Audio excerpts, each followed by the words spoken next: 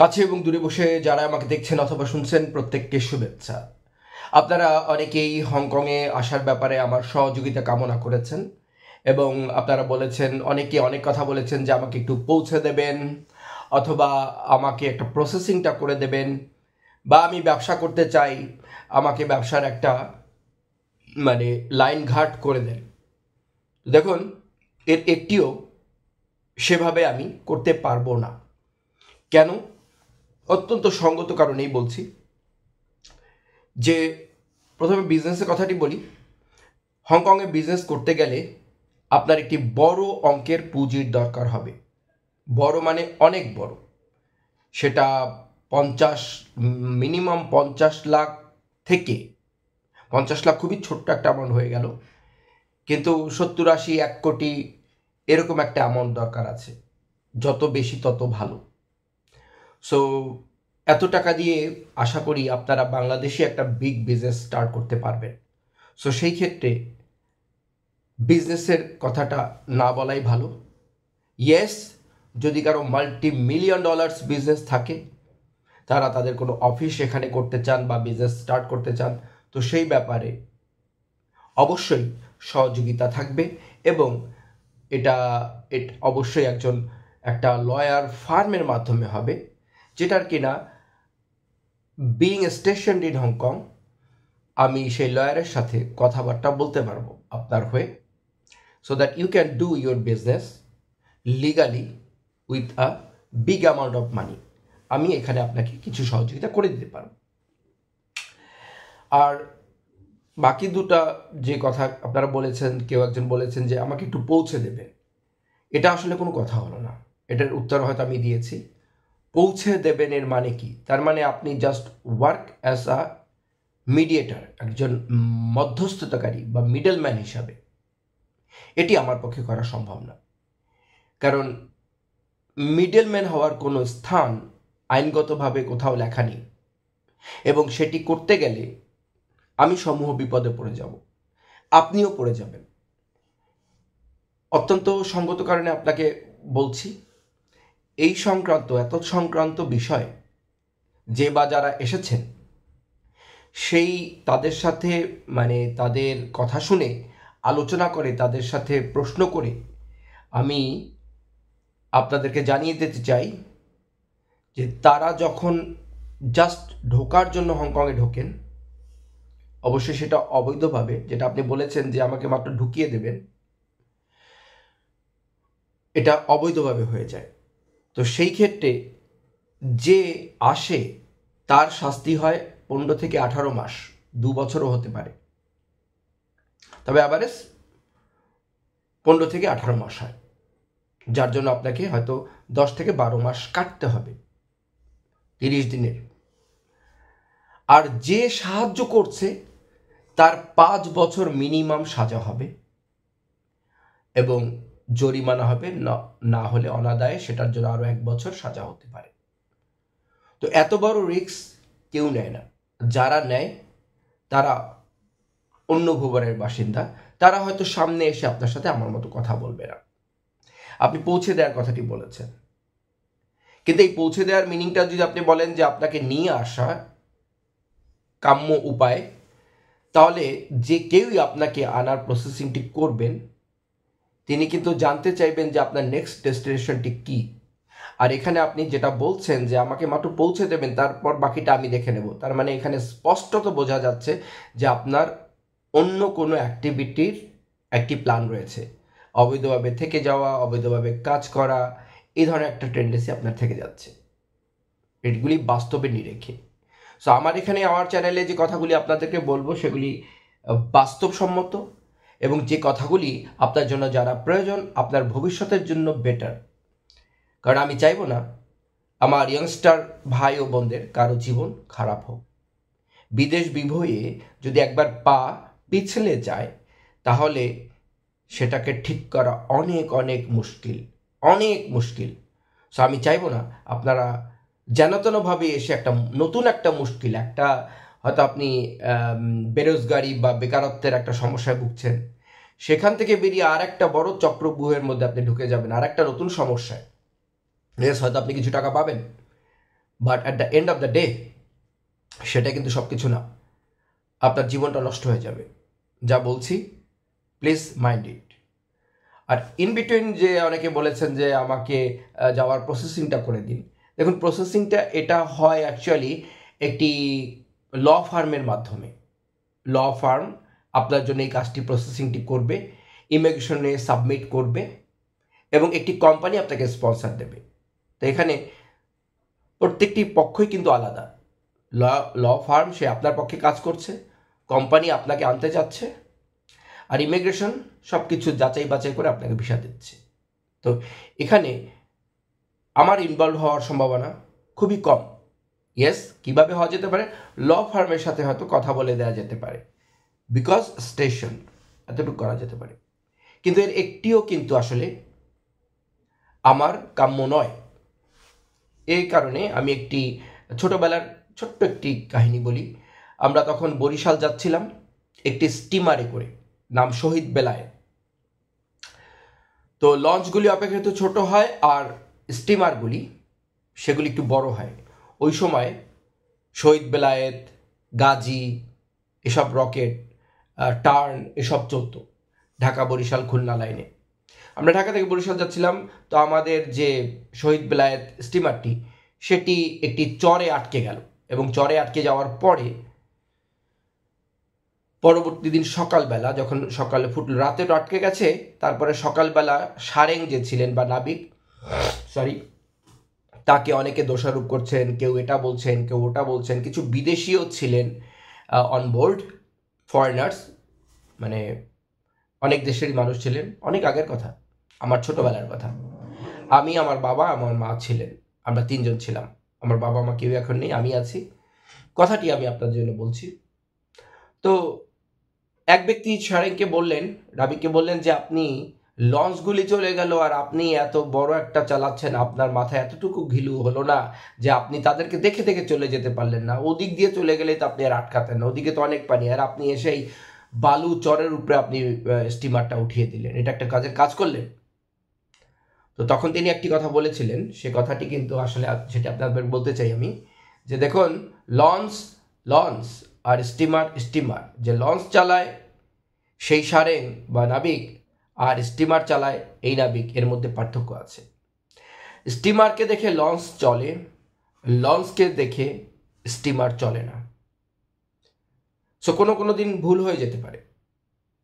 আজকে আমার ভুল হয়েছে, বা things maybe didn't work out nicely, but কিন্তু তারপরেও কালকেও যদি হয় বা এর পরবর্তীতে আমি কিন্তু লঞ্চকে ফলো করব না। হতেই পারে, হয়, জীবন অনেক কিছু হয়। আমরাও জানি সচিন টেন্ডুলকারও অনেক সময় জিরোতে আউট হয়ে যেতেন, হয়, দুনিয়াতে হয়। সো এই যে ব্যাপারটি, এতে কি বুঝলাম? এতে বুঝলাম যে যখন আপনি একটি বড় জিম্মেদারি পালন করছেন বা একটি বিগ পিকচার আপনি দেখছেন, যেমন আমি হংকংয়ে বসে বিগ পিকচারটা দেখতে পাচ্ছি, কে কিভাবে আসলে কার জন্য ভালো হবে, এই বিগ পিকচারটা আপনি দেখতে পাচ্ছেন না।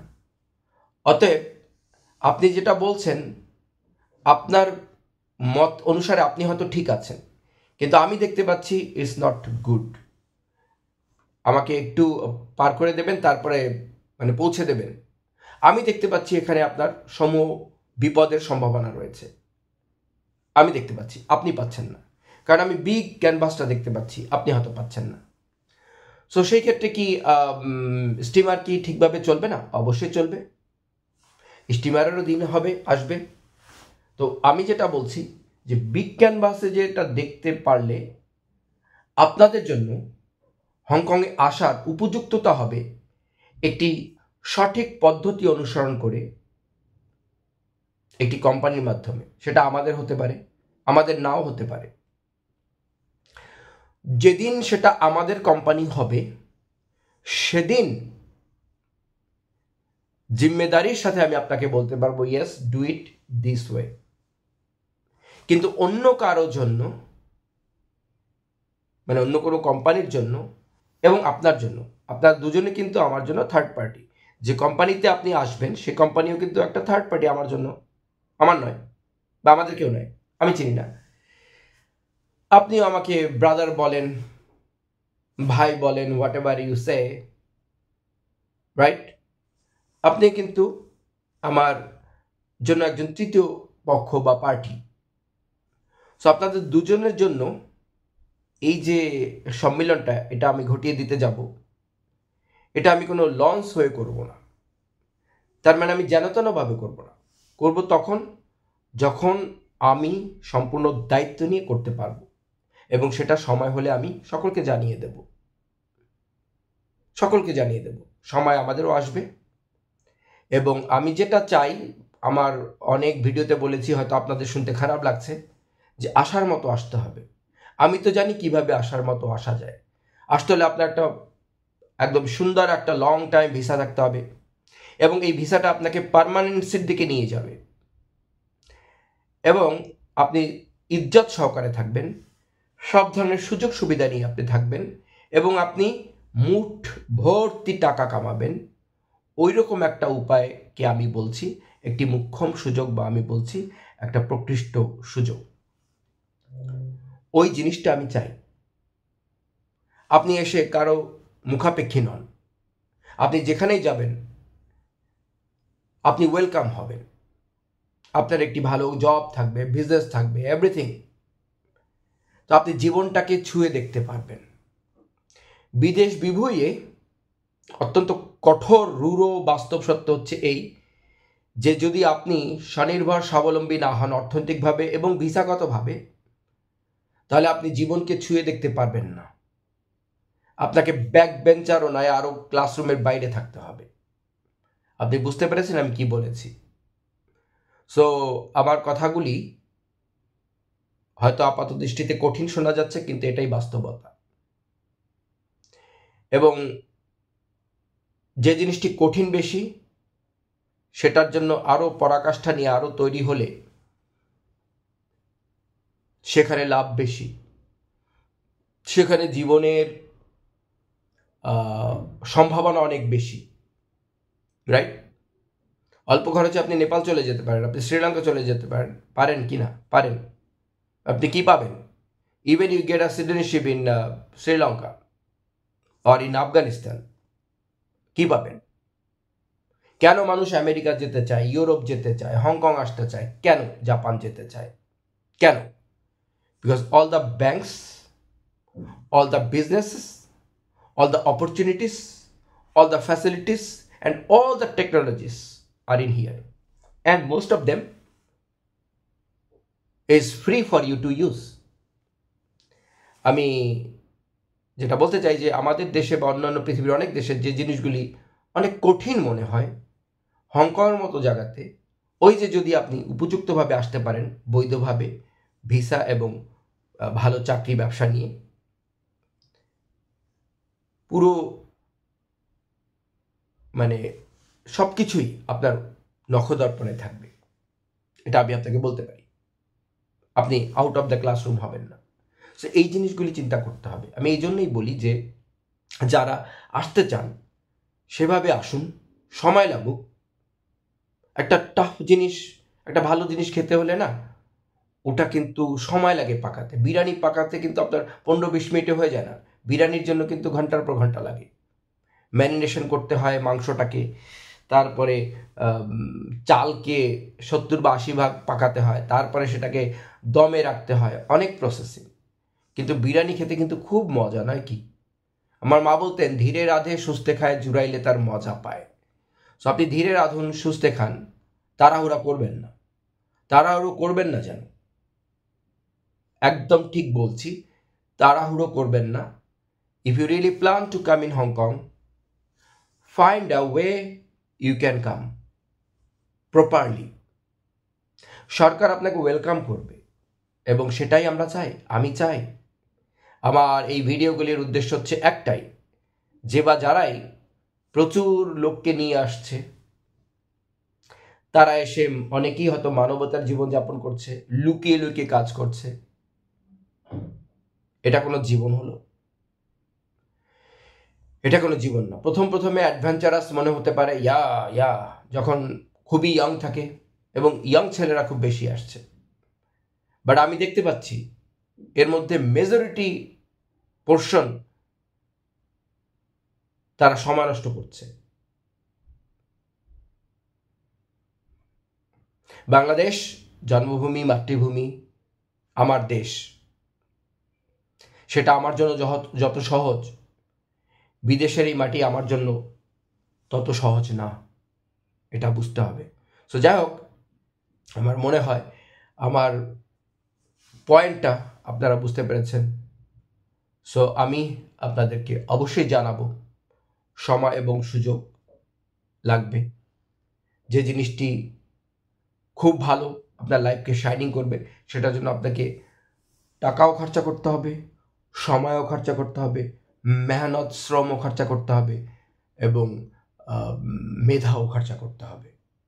অনেক কিছুর সংমিশ্রণ এবং ইনভেস্টমেন্টের শেষে গিয়ে আপনি একটি ভালো ফলাফল হাতে নেবেন।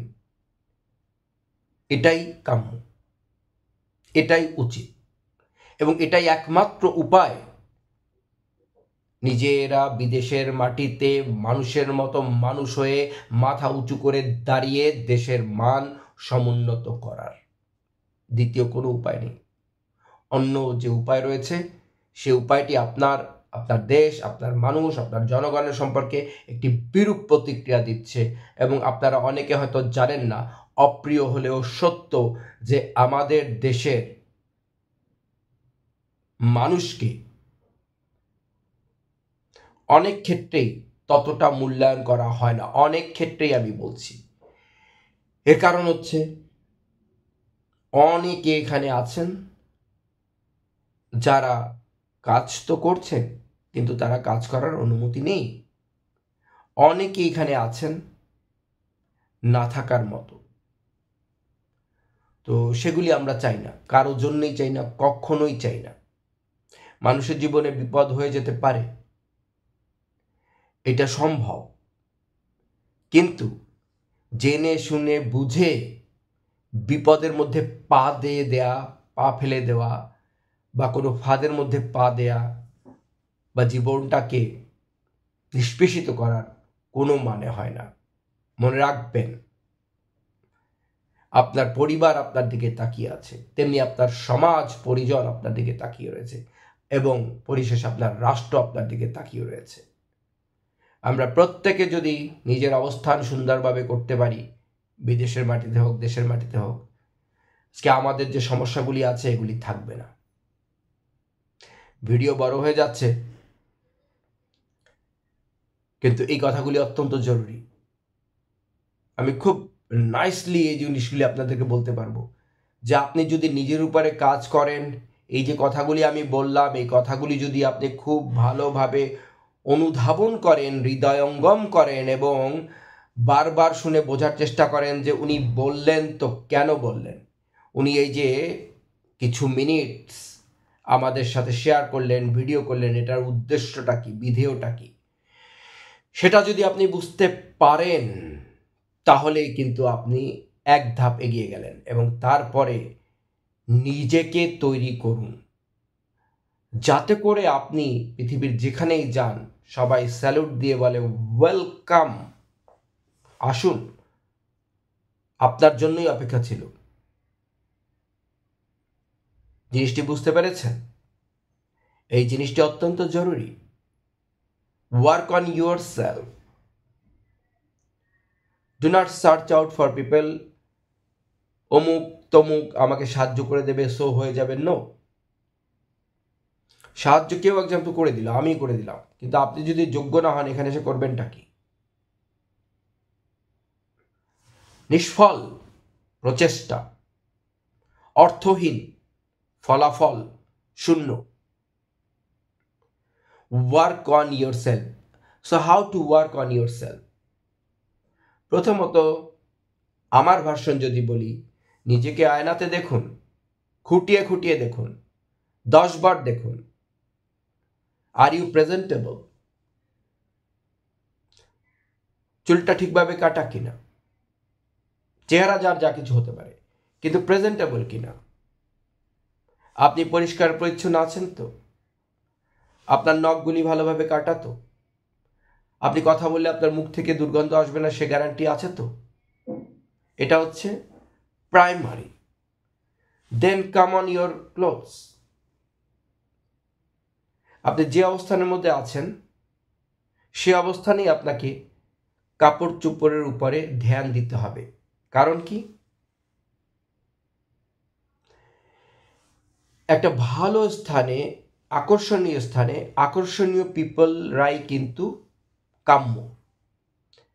আপনি একটা ছেঁড়া গেঞ্জি পরে যাবেন, ময়লা ঘর্মাক্ত দুর্গন্ধযুক্ত লাগিয়ে যাবেন, আপনার কাছে কেউ আসলে আপনি কি তার সাথে সুন্দরভাবে কথা বলবেন?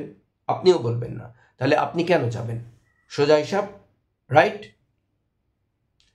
তো যখন আপনার পরিষ্কার পরিচ্ছন্ন শরীর এবং মন এবং মন আপনি ঠিক করেছেন এবং কাপড় চোপড় ঠিক করেছেন, দেন আপনার কি যোগ্যতা রয়েছে, কোন কাজটা আপনি ভালো পারেন এবং সেটার মাহারাত আপনি হাসিল করেছেন কিনা। সেখানে যদি 10 জন মানুষ ওই সেম কাজটা করে, তার মধ্যে আপনাকে কেউ বলবে কিনা 10 জনে একজন? যদি না হয় তাহলে আরো ভালোভাবে করুন। আপনি যদি কাঠের কাজ করেন তাহলে কিভাবে ফিনিশিং পলিশিং করতে হয় ওটা আপনি আরো 10 জনের চাইতে ভালো শিখুন। আপনি যদি ড্রাইভার হন, আরো দক্ষতা অর্জন করুন, যাতে করে অ্যাক্সিডেন্ট ফ্রি আপনি কার, অ্যাক্সিডেন্ট তো অনিবার্য, but you be the best, less possible of accident. যে কাজটি আপনি করুন, আপনি একজন বাবুর্চি হন, আপনার রেসিপি আর 10 জনের চেয়ে আলাদা হোক, তাহলে যে কোনো কর্ম হোক সেখানে আপনি আপনাকে আলাদা করে ফেলছেন। প্রথমে আপনি আপনাকে পরিশুদ্ধ করছেন, কাপড় চোপড় ঠিক করছেন এবং আপনার যে স্কিল, দক্ষতা, সেখানে আপনি 10 জনের একজন হচ্ছেন। দেন আপনি কিন্তু আপনাকে তৈরি করে ফেলেছেন অলরেডি। আর এর সাথে কিছু ব্যাপার স্যাপার রয়েছে, সেটা হচ্ছে নিরন্তর আপনাকে লেখাপড়ার মধ্যে থাকতে হবে, বই পড়তে হবে আপনাকে। ইভেন যদি আপনি বই পড়তে না পারেন তাহলে আপনাকে অডিও বুক শুনতে হবে এবং সময় বাঁচানোর জন্য প্রযুক্তির সাহায্য নিতে হবে, যেটা আপনার নিজের আত্ম উন্নয়ন করে দিচ্ছে অলরেডি। যে কাজ আপনি 5 ঘন্টায় করতেন সেটা হয়তো এআই এর দ্বারা আপনি প্রযুক্তিগতভাবে 1 ঘন্টায় করতে পারছেন বা আরো কম সময় করতে পারছেন। এভাবে যদি আপনি আপনাকে সাজিয়ে ফেলেন, যোগ্যতায়, মেধায়, প্রযুক্তিগতভাবে, পোশাকে আশাকে, যে কাজটি আপনি হাত দেবেন, আপনার হাতের আঙ্গুল যেন সোনার কাঠির মতো, তার পরশে সব কাজটি ভালো হয়ে যাবে। when you can do that, সব দরজাটা আপনার জন্য খুলে যাবে। আপনি কি বুঝতে পারছেন আমি কি বলছি আপনাকে? আপনি কি বুঝতে পারছেন? Do you understand? खुद को कर बुलंद इतना कि खुदा पूछे कि बंदा तेरा राजा क्या है, खुद पूछे। सो खुद को कर बुलंद इतना, তাই না? এই বুলন্দি অত্যন্ত জরুরি। পার্সোনাল ডেভেলপমেন্ট, নিজেকে তৈরি করা অত্যন্ত জরুরি। when you are attractive, then other attractive people would love to have you within them. Invitations from here and there and there and here. People will invite you, open doors for you. Maybe you cannot open those doors for you. আপনি নিজে সেই দরজা খুলতে পারবেন না, অসম্ভব। How can you do? আমার এই দরজাটা আপনি কি খুলে দিতে পারবেন?